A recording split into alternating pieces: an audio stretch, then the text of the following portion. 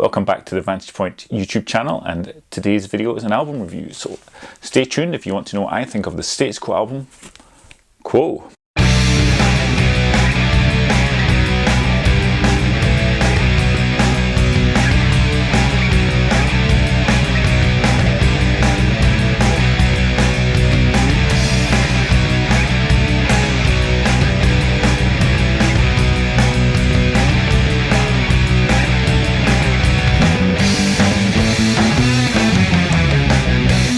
So yes, I do the odd album review in a vain attempt to try and attract people to the channel who might listen to some Vantage Point. Obviously this doesn't work. The subscribers have not gone up and neither have streams on Spotify.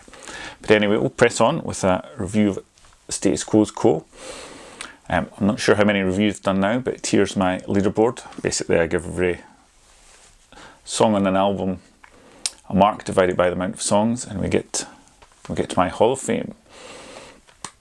As you can see, there's already a Quo album in there, so we'll see how Quo compares to Back by the end of this.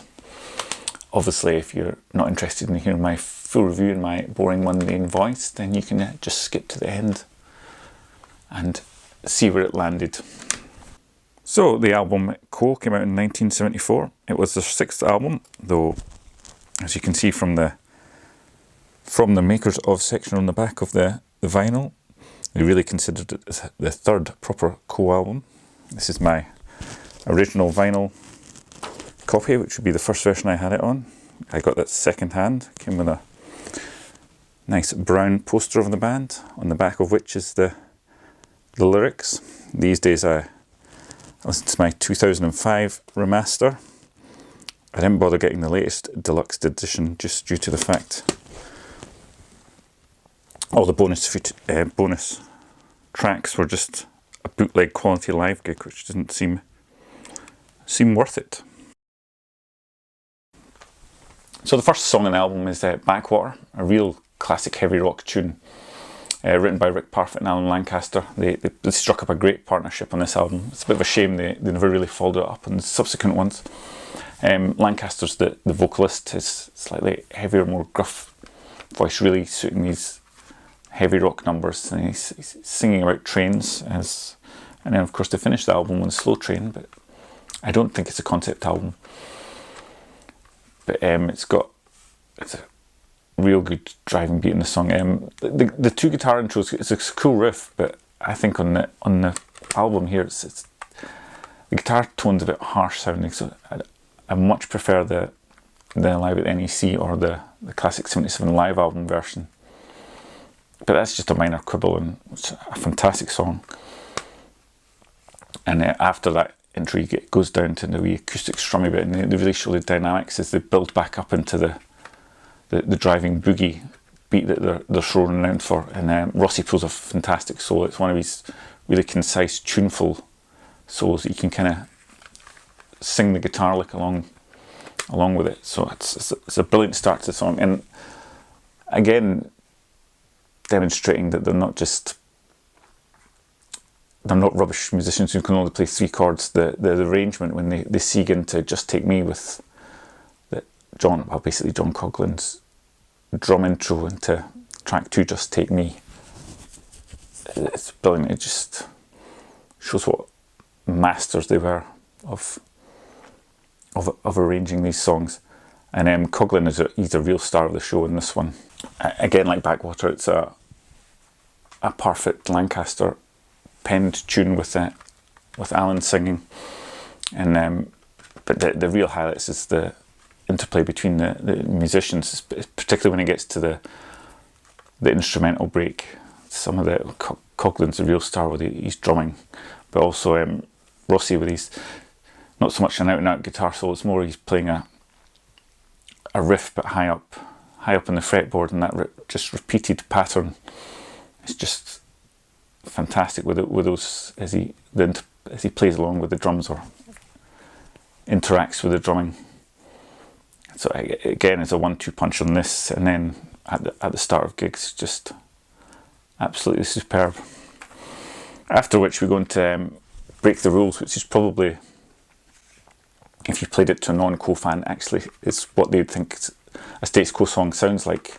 It kind of resembles the cheeky chappy Cockney partnership of Parfitt and Rossi, which became their stick in later years. You can kind of see the correlation between this and, say, Something About You Baby I Like, or I Didn't Mean It from the dreaded Thirsty Work album. But obviously, doing it back then, it was really guitar centered, and it was really, there was still a driving beat to it, and a fantastic performance of it. And again, instrumental section highlight on this is the three solos: the guitar, the piano from Tom Parker, was his session musician, and then Bob Young's harmonica. So, fantastic tune, and probably one that's not so well known, even though it was a top 10 hit. So, I mean, if you went on the UK programme point list and you had to give them a pointless answer to the question of a Status Quo top 40 hit, and you wanted to show off by picking an actual really big hit, yeah, I'd suggest Break the Rules would be a good answer. Being that it was sandwiched between the likes of Caroline and Down Down, it's kind of lost, a lost big hit, so to speak. Obviously, if you want to make sure you're going to win the prize, then you're probably better just going for some dross like Restless or Sherry Don't Fail Me Now. But great tuneful hit single. The first Quo album I got, I think was either Back to Back or 12 Gold Bars. But on 12 Gold Bars, Break the Rules, when I was a kid, was my favourite tune from there.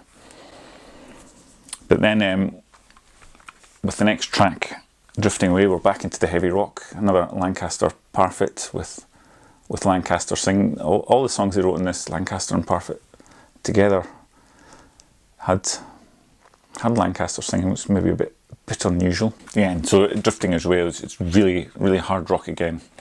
Really, one of the highlights is just the pounding bass of Lancaster is really, really driving the song along, which again he's singing and putting on a great singing performance. And then there's a nice little slow section for the solo. Something again they were doing back then more of is just different musical pieces. So instead of just going from a chorus into a solo, it's a chorus into a nice little transitional bit of music, and it builds up and then it goes into another fantastic solo. So it's a really great raw, pumping hard rock song. It's a real highlight. And then if you're not listening to the CD, if you were listening to it on the vinyl, it's the end of side one. It's a fantastic way to finish a pretty flawless first side of vinyl. Side 2 starts with more heavy rock from the pens of Parfitt and Lancaster with Don't Think It Matters. It's more of a slow boogie shuffle. It's got a lot of groove to it. Nice guitar riffing going on, but it's not as full on as Drifting Away was. But again, lots of nice instrumental breaks and good soloing from Rossi with excellent vocals from Parfitt. So a good start, promising start to the second side. So the next tune's a bit of a contrast from what's gone before. We're back to Rossi singing lead on this. The song Fine Fine Fine, written with his long-time partner Bob Young. It's a more light and airy tune, this one. Not so less jangly guitars. Although it actually zips along. It's quite speedy, both in the speed of the song, but it's the shortest song on the album at just 2 minutes 30. But it's a nice little tune within it. Again, to praise Rossi's guitar soloing. But all these solos on the album are fantastic, but this one's another little cracker. I don't know if it's definitely not filler, but it's maybe the weakest tune on the album for me. But it does offer a bit of light relief from what's come before. Although there's even more with Lonely Man, which is Rick Parfitt's only vocal on the album. Well, I think I said earlier that Lancaster sung all the songs they wrote together. It's not true, because they wrote this one as well. So I'd say this tune is a step up from Fine Fine Fine. It starts with a nice Rick vocal over strummed chords, and then the song builds up with some really nice bass lines coming in, and then before the full band comes in, and again go off into some really nice solos. It's really is a class tune, and again, it shows when people say, oh, Quo songs sound the same, that they haven't actually listened to albums all the way through, they've just listened to a few singles. And then the album is finished with the piece de resistance, which is Slow Train, which is nearly 8 minutes of fantastic hard rock boogie from the band, really at their peak and their zenith. And it's what an arrangement of a tune it is as well. With it starts off with basically, I guess, would just be a standard Quo song, which is good in its own right. And then the next bit is the part they use in the mystery song medley, which is I always found was a real highlight of the medley. That'll be where I first heard any of Slow Train, and it's just got that sing-along chorus, which is a real hook, and that beat you can just jump up and down to in the live setting, which is fantastic. But then after that, it just goes on to a fantastic instrumental section. You know, they've got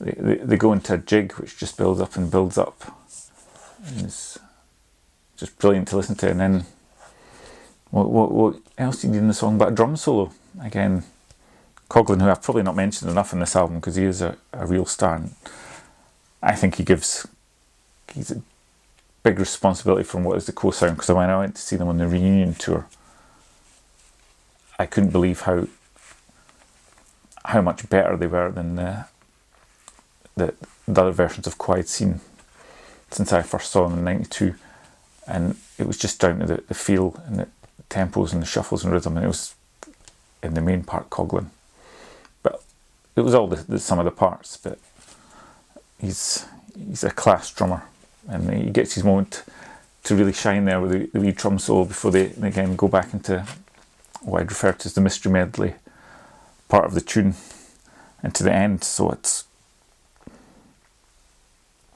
one of Quo's greatest songs, greatest unknown songs, Slow Train, to end a pretty stellar album. So yes, that was my review of the album. So there's the scores on the doors, as they say, for each track, which gives that an overall score for the album. And you can see it's gone in at the top of my chart.